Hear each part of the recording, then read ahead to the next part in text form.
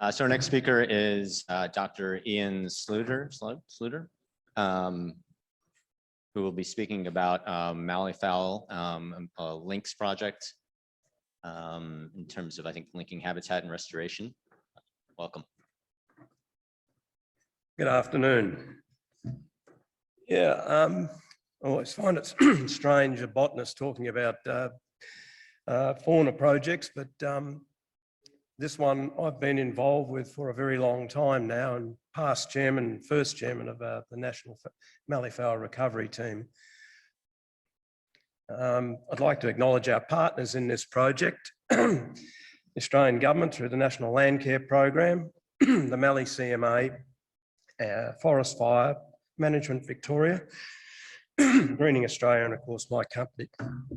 Couldn't do this without acknowledging a champion of the environment in Joe Benchamish. It's been a privilege to work with him for over 30 years now. Just some information about the Malleefowl. They're only one of 3 mound-building birds we have in Australia. They're considered endangered in Victoria and New South Wales, South Australia, and vulnerable in Western Australia, therefore Australia. It's supported by a national recovery plan and a recovery team. There's an adaptive management program run out of the University of Melbourne, which started a few years ago.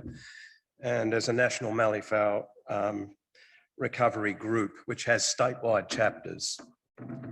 Form of distribution you can see there in grey, and the dark dots are monitoring sites that we have across the country. We monitor about 4,000 nest mounds across about 130 different sites. And as Tim Bernard would say from our recovery plan, it's arguably the world's largest citizen science project. Western Australia has about 5,600 of the some 12,000 pairs. Victoria about 3, South Australia about 2.5, and New South Wales about 1,300. We have no real idea what's going on in the Northern Territory. The trend, unfortunately, from monitoring back from the 60s to the current day is probably one indicating a decline. Nests are monitored for breeding success every year, or for activity, sorry. We feel we have declining populations in South Australia and Western Australia, which make up about 2/3 of the breeding population. We may have a stable population in Victoria, but it is so variable across our grid monitoring network. It just depends on where it rains from year to year. And there's too little data in New South Wales to really know what's going on. I'll start with an example from Victoria here. Why have they declined? It's been largely about habitat loss. Just for an example, the Mallee, it takes up 20% of Victoria. There's 4.3 million hectares, and about 1.7 million of that is in 2 large vegetated blocks known as the Big Desert and the Sunset Country. And the smaller remnants on the outside. And 60% of the Mallee's been cleared, and less than 5% of it is still vegetated, most of it in roadsides. Some people champion predators as the major cause of decline. New South Wales very much of that kind of understanding, but from the work Joe's done, he's been at this for a very long time now. He does not think they are a primary cause of decline, although that may be implicated. I've done a lot of work on vegetation monitoring over some 30 plus years after a former life as a paleobotanist.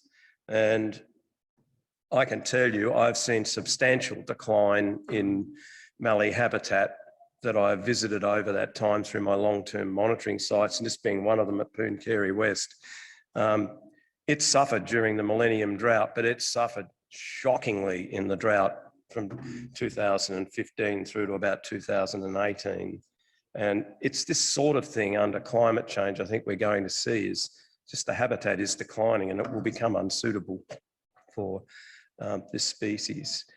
I want to bring you now to what this talk's really about, and that is that it has been a partnership forged initially from a report that Jeff Allen and I wrote back in 2014, funded by the Victorian Malleefowl Recovery Group, whose president at the time, Peter Stokey, sadly passed away, wanted to see whether we could enhance linkages between these little mallee isolates that we knew had malleefowl and these large blocks in northwestern Victoria. So we wrote the report, and lo and behold, usually these things sit on a shelf. It did not. It got picked up straight away by the Mallee CMA, and it was funded under an NLP grant, and with the assistance we just could not have done it without having the land to do it on, and that was done through the Victorian Department of Land and Water and their arm of forest fire management. We picked up 4 sites. So as I said, this has been a partnership between Forest and Fire Management, Greening Australia as the implementers of the revegetation, and our company, which has collected the seed for the project, but also done, I guess, the scientific planning behind it. More recently, initially it was conceptual, and more recently we've been involved more over the last 2 years. So the sites were ranked based on Victorian statewide criteria for ranking vegetation quality.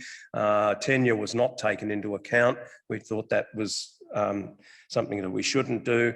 So basically the ones in green are the highest ranked, and we've concentrated on the top 6 or 8. So in terms of genesis of the project, we've gone from report to on-ground works within a year, and by within 6 years, we've done 4 sites, with the 5th one to start this year. Further works planned for next year and the year after.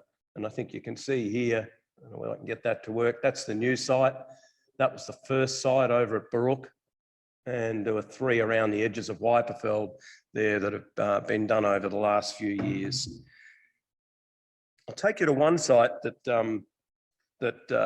we'll just use as an example, and that's on the eastern edge of Wyperfeld, just 10 kilometres south of a lovely town called Patchawallick, lovely, known for its silos.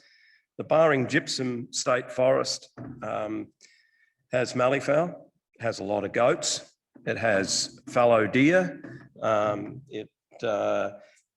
it is linked now through a small landscape link through to Wyperfeld National Park as part of our revegetation project.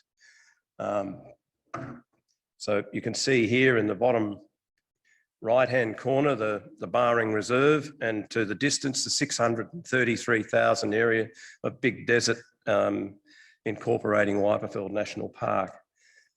And there's a couple of goons just looking out over their re-veg project.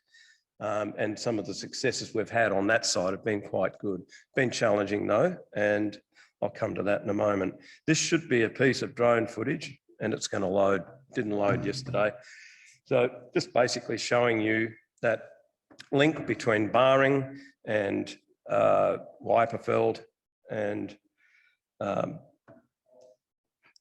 you know, there's been a few challenges here. The ground floor is weedy. It's got a lot of melons and whatever, and we don't have triodia in that landscape, although we should have. And yeah, so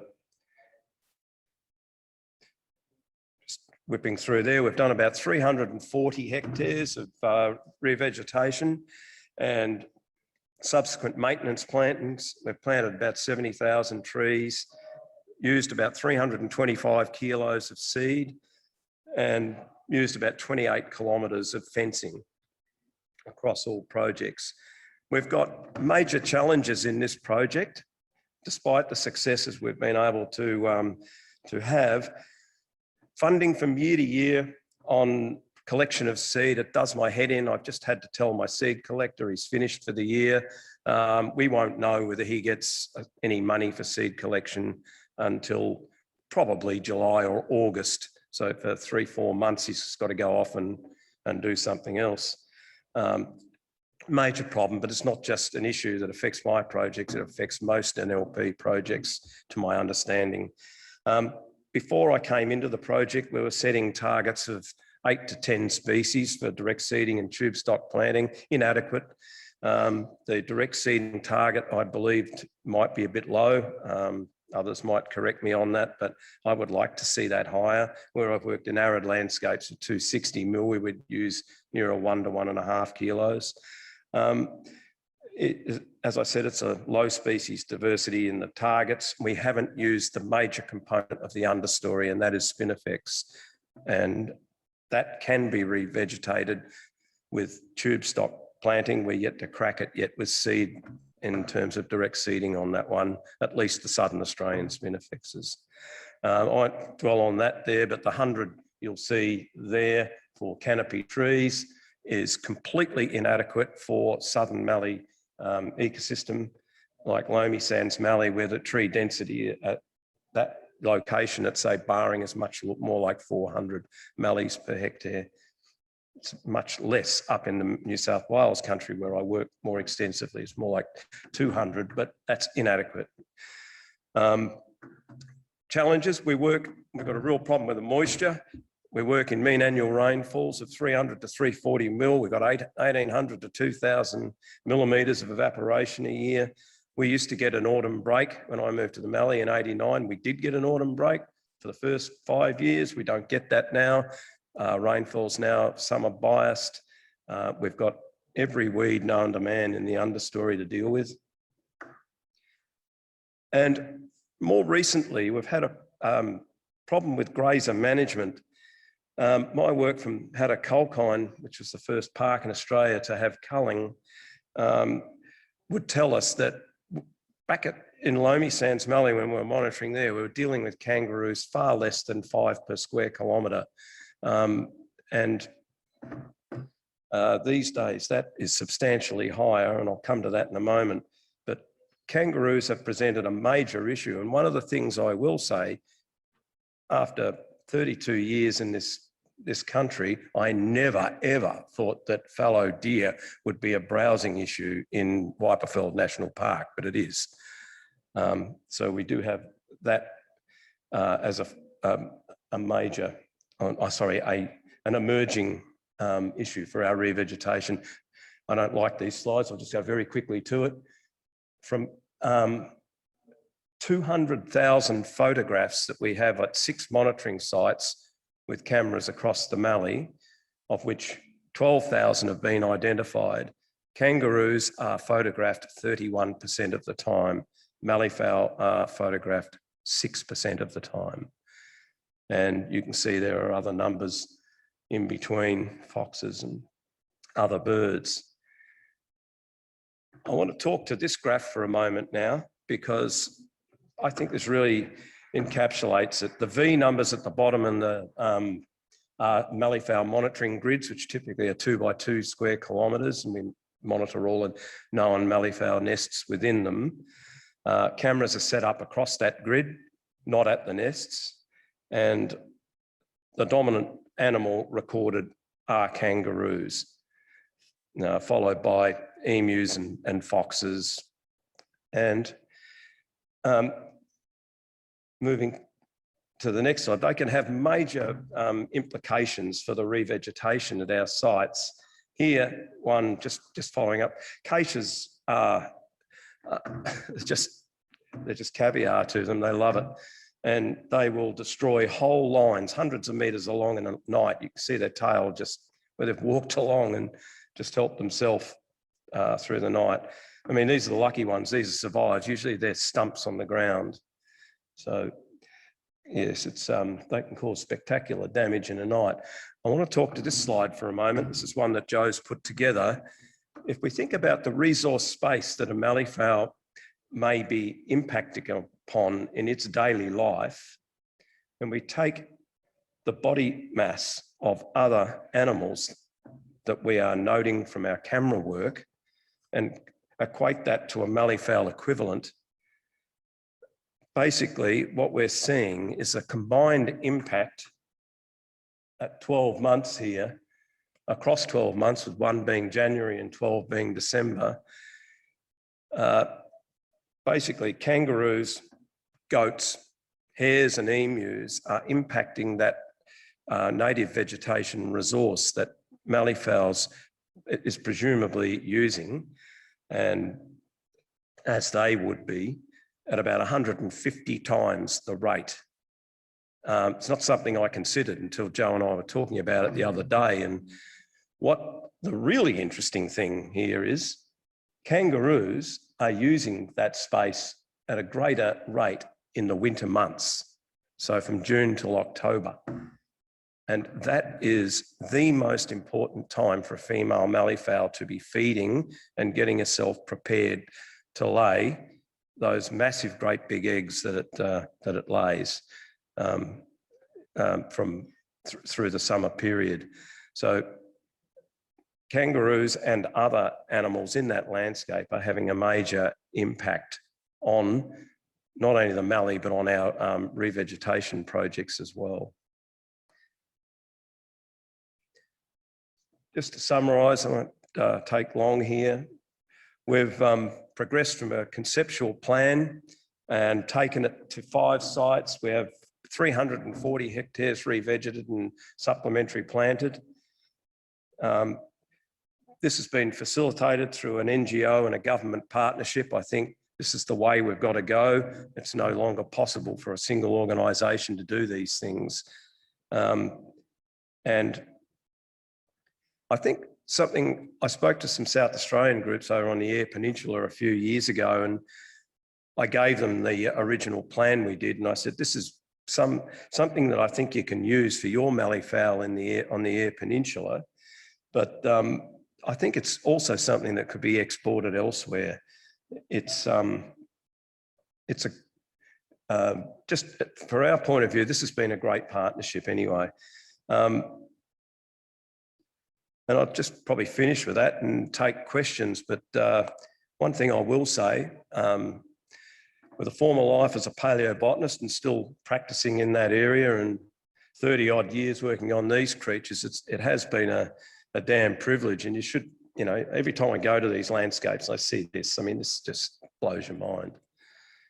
And I'll leave it at that.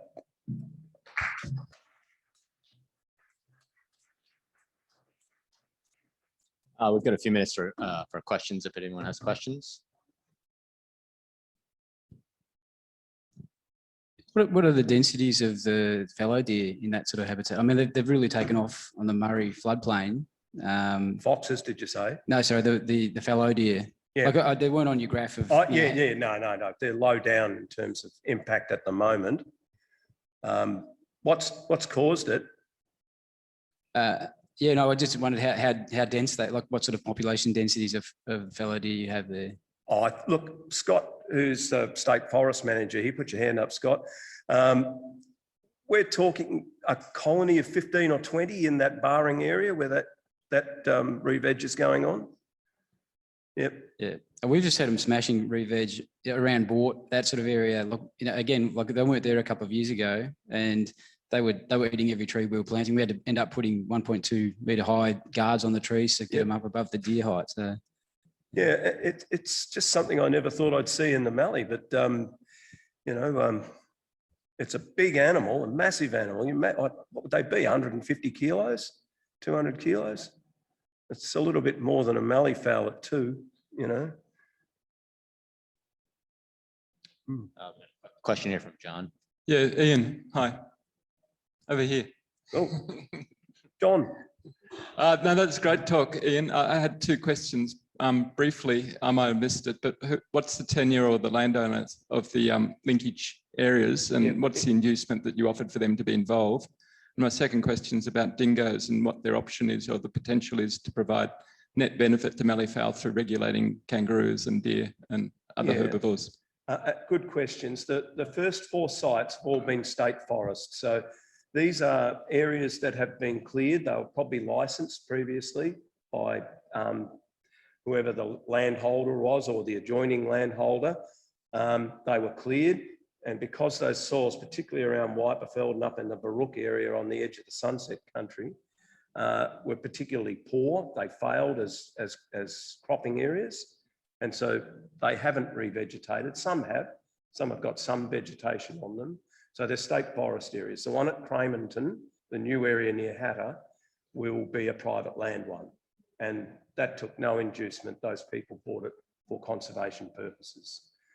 The other question was dingoes. This is most controversial. At the risk of upsetting my state forest manager and partner in crime on this paper, we do have wild dogs around the big desert at the moment, and you'll probably be across the literature that will say that they're pure dingo. There may be an answer there. If there's a will and the money, there should be a way of getting that area fenced and keeping those dogs within that natural system, and perhaps giving us a hand with kangaroo management in that landscape. I don't know how to say it another way, but if we can't do that, then the answer is probably the long rifle. And having been involved with the Hatter program, where we had genuine justification for doing what we did, I don't feel that's necessarily been the case in other parks areas in Victoria since I left the department. So I'm not all about seeing a large animal, beautiful animal like that culled. I'd rather see it done in natural ways if it could happen. We got time for one quick question from Glenn. Ian, 2 compliments. I thought that was a really good presentation, really well paced, very, very rich. And also at the end there, just lovely to see you really emphasize after 30 years that you still dig this bird. That's really, really powerful for all of us to hear that, yeah, you can do this for a long time and still be empowered and so on. The question is, you drew some drone footage of your re-veg. Looked like in the top left there was a neck that was still farmland. Is that? Yeah, that bare area has presented a bit of a problem. It's a gypseous flat. It's a low-lying section. It's actually adjacent to a nationally threatened Mallee community called, well, for want of another name, Big Mallee. It has been direct seeded. It failed because of no rain. And we are now supplementary working in that area to link it up. So yeah, that there is farmland either side. It's very narrow. The corridor, what, 500 metres, Scott? A kilometre? Yeah, yeah. It's proved difficult. It's gypseous ground and very heavy. Yep, yep. Thanks, Ian. Let's everyone give him one more round of applause.